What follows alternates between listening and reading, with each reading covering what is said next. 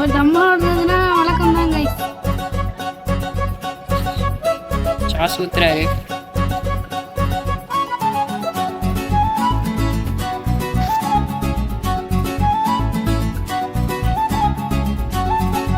நல்லா இருக்கு guys.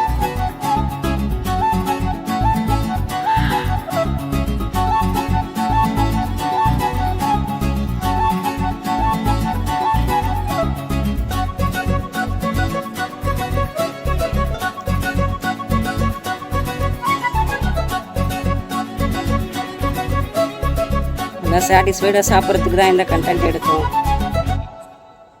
தயால் ரொம்ப ஸ்லோவாக சாப்பிட்றாரு பாருங்க.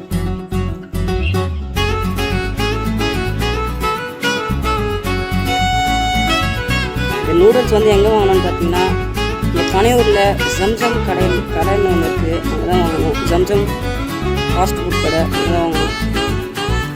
நல்லா டேஸ்ட்டாக இருக்கும் இங்கே.